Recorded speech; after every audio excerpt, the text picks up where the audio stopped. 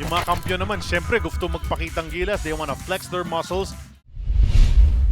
Asi Taulava getting the start at center for Coach Yang Yao, who we know likes to shake up his starting lineup from game to game, but it's the other big guy who starts the scoring in this game. JR is one of the more experienced players here in the team of Coach Yang Yao, and is shooting so well from the outside. Ito rin, Pesumal, I mentioned him. Sa laban na ito, third game of a quadruple header. We've had a few of those already sa konferensyang ito because is to at least limit the touches of Mo Tautua early. JR Quinahan tried again, nothing there, pero offensive rebound and a putback from Semerad. Andyan si Semerad, quick release in and out on the three. And the tip by Escoto goes to the wrong fellow. And that set up a three-pointer from Kiefer Ravenna. In a bind, goes back out to Ross. 5 to shoot. Ross. Oh, underneath. Comboy completes that. And a nice cut from the weak side. Remember, he's the rock. Si Asi, tawag niya rito kay Tautua, Pebbles. Pero yung laro ni Tautua lately, hindi na Pebbles eh. Parang ano, yung accuracy nito, pareho rin kay Marshall Lassiter. Ayon, let's fly from the right side. Wala yan. And Russell Escoto trying to get that rebound. Nawawala sa pwesto yung kanyang shoulder. And he made the basket, actually, para rito sa NLEX. You know that he tapped it in, but they're probably going to credit it to Semerad, who was the nearest player. Parang si ano yan eh, si Mel Gibson sa Lethal Weapon. Yan ang nangyayari kay Mel Gibson dun sa scene. Correct. There's a layup from Asi Taulava. Pesumal swings it to Mo Tautua, decides na hindi tumira, steps back, 3 on the way! And he knocks that down. Ito, the big guy, Mo. 5 to shoot para sa NLEX. Ayon wanted to pass it inside to Quinahan, but it was deflected and an easy layup sa kabilang panic. And the save from Kevin Alas goes to the wrong fellow. Comboy now, leaves it for Pesumal. Quick 3, on the way. Pangatlo na. Parang hindi nga naka-square sa basket, but able to hit that. And 4 3-pointers already for the Beermen. That's what's kept them close here in the first period. And they even took the lead. Austria. And this is one of the challenges of our coaches, is making sure that players are always healthy inside because of back-to-back, sometimes back 3 straight games. Kaya itong si Marshall Lassiter opting, of course, with sa colors sa Signal TV channel 202 HD at 60 SD. And that's Kevin Louis Alas. 5 straight points para sa kanya. This one. Kiefer Ravenna, pag yung mga inside incursions niya, halos may pagka-sure ball na eh. Nagdadagdag lang siya ng panibagong arsenal. Look at the difference now. Parang ramdam niya, kaya ko to eh, no? Ganda nga nung galaw na yun towards the baseline with the left hand, he flipped it up. Pero binawi naman on this side ni Raul Soyud after.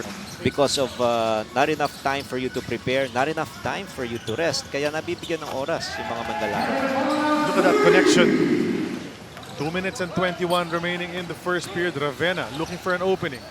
Oh, brought it down before bringing it back up to show those kinds of plays, because that's exactly what Kiefer Ravenna did for Kevin Alas just on that a couple of plays ago when he threw it across the court for Kevin to hit a three-pointer. Na ngayon naman binawi. Overshot. Here comes Cruz to Kiefer.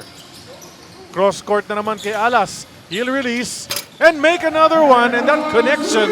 Those courtesy of itong si Kevin Alas 3-point shooting, only a 30% 3-point shooter prior to this game. Cruz up ahead to Soyud. Malalim.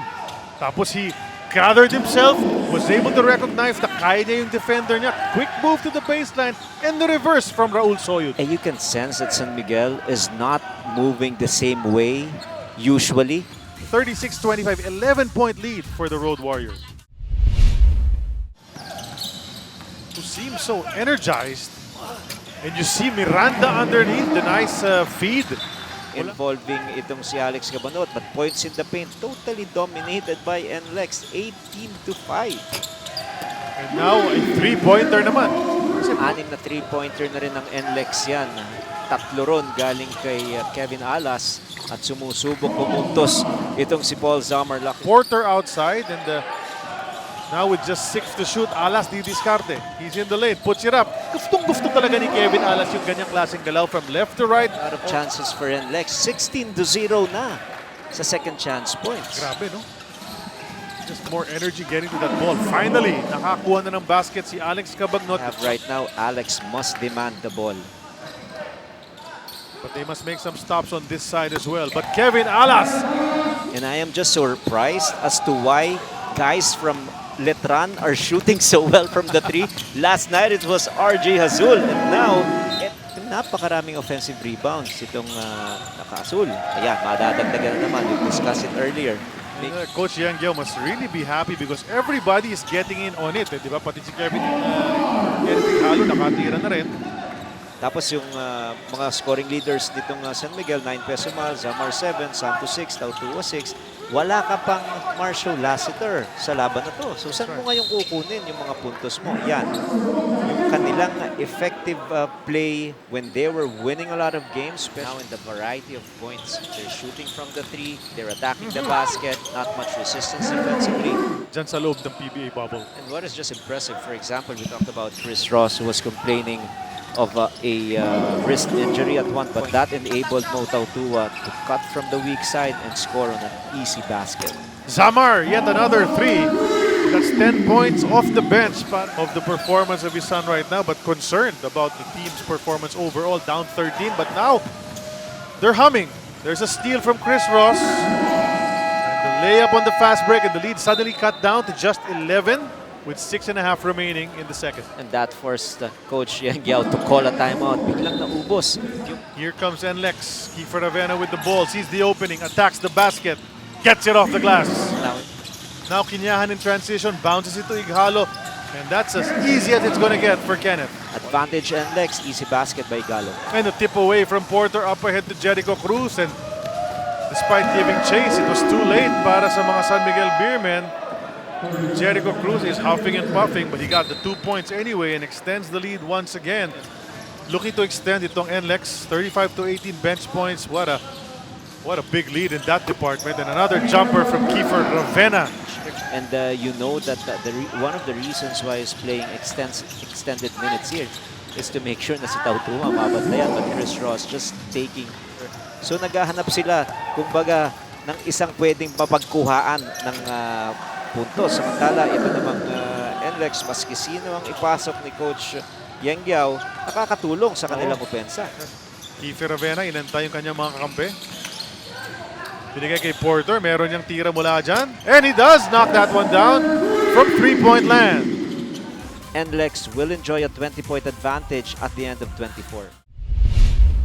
For NLEX, first muna yun. And the next one is execute better. 2 threes at the start of the third quarter. Ito namang NLEX still nung mga lulls nila dahil nga sunod-sunod ang laro nila. Kaya you see a lot of instability with the way they run their offense. Good thing. Looked like a sure thing already, but it's still rattled out. But Comboy naka-deliver doon. Pero ito naman, si Kevin Louie Alas. Pero yung mental aspect, they might be some psychologists behind the development of Kevin Alas. Pero tama ka eh. And Phoenix, then finally against tournament favorite Tropang Giga and against Rain or Shine. The biggest numbers that they're showing is they know that for them to win a lot of games, they must do 2 things. They must score, they're averaging 101 points per game, and defend, only 86.6. What about the 40 rebounds of NLEX? Oh. Nakita mo yung differential. Kaya nga eh. Ang dami pa doon offensive. There's Billy Mamaril hitting a jumper off the glass. He's been doing that. Alam mo yun eh. We picked him at number 7. Tama yun. I will accept that definitely. Dahil nga sa familiarity mo. But here's Miranda with a jumper. Napapasahan sila ng bola. Oh, look at that. Cabagnot looking for a foul. No call. He got it back. Kept his composure. Knocked down that jumper from the side. But you can only hope that your teammates feed off that. Ano? At madala sila sa ginagawa mo. There's a three-pointer from Miranda. And again, nagbe-best player of the ball game pa. 43 si Rives, 42 si Papa Ray, 40 plus si Asi. Oh, 47. Parang gunner. Itong si Miranda sa game na ito. Ganda ng form, ganda ng follow-through. Pero ito rin, isa pa to. He's been doing it for years. Alex Cabagnot with a three-pointer. Full of fourth quarter. He had 20 points yesterday. He is the only one in this lineup na talagang kayang mag-create ng puntos tapos kaya rin magbigay ng puntos para sa kanyang mga kampe. But See, because you can't be here and you Yes. can't be there, virtual ka na lang. Virtual na lang. You can cover Meralco games. 91-65. We'll have the fourth quarter coming up soon. It's been a tough game. And yeah, it may be too early to say, but it may be Coach Leo Austria, quote-unquote, conceding as early as now. But in a few days, the elimination round will be over, and the 4 teams will be allowed to leave the bubble already and head home to their families. You know, you get to see the people that you've missed for the past 5-6 weeks.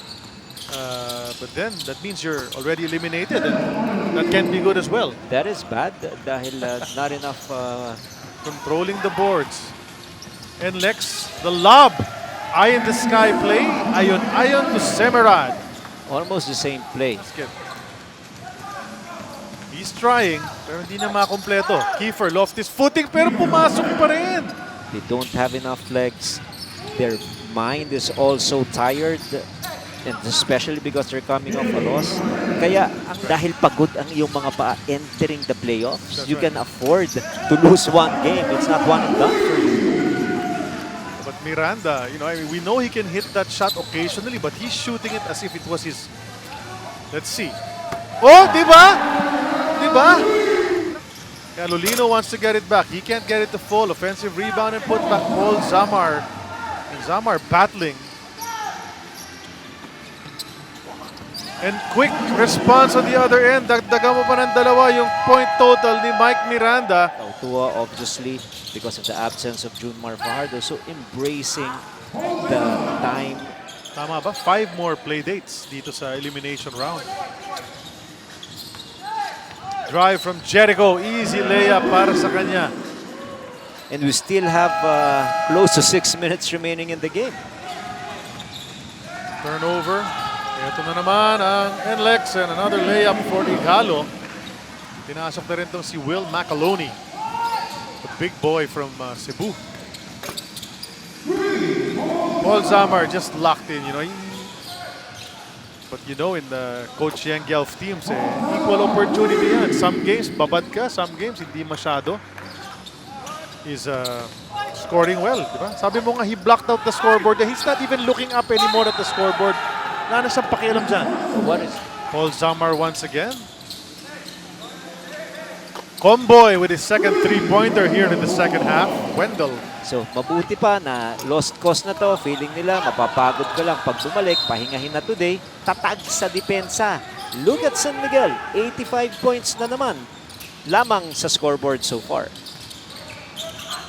And yung rebounding talaga ng San Miguel has suffered so much in this game. NLEX has been Yes. They could get a second one if they win it again this time.